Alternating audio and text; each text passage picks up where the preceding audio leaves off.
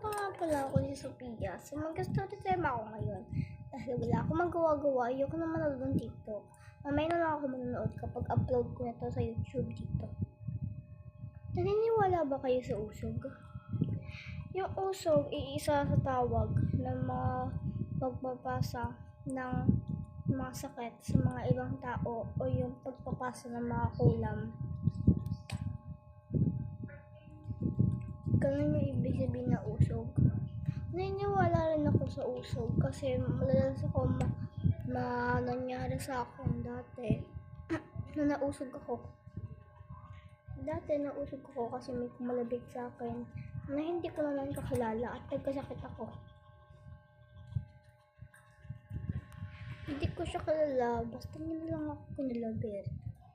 At hindi ko siya kinalabit kasi dati hindi ako mapaniwalain sa mga nakakatakot na storya. Kasi wala lang pala kasi ako nun, kasi bata pa ako nun. So may kumalabit sa akin tapos kinabukasan nagkasakit ako. Hindi siya kulam. Alam niyo na ba yung nangyari kay Mr. Bean? Ay kay Sergey Bean? Nausog daw siya.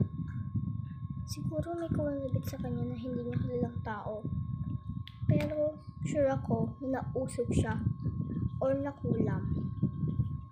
Isa to sa pagpasa ng mga sakit or kulam sa isang tao na hindi mo na nakilala.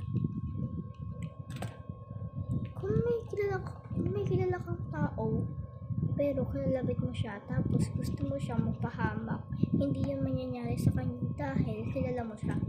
Dapat kung hindi mo siya kilala or hindi mo alam pangalan niya, dapat lang sa kanya yan mangyari. Kagaya ko, naniniwala nga na ako ngayon sa mga usog dahil uso na ngayon to, si Sergey Bean. Nakulam nga daw siya. Tapos, nagpa-albularyo yata sila. So, kaya nalaman yung pag-uusog kay Sergey Bean or pagkukulam. Naniniwala din ba kayo sa usog? Kasi ako, oo. Delikado kasi yung usog kapag nangyari sa inyo.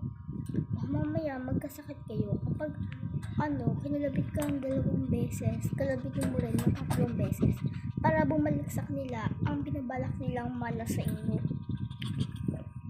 Ganun ang iyong gawin kapag may nauusog sa'yo.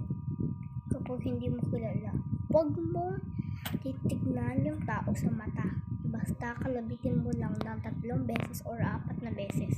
Ganun karami. So, babay na.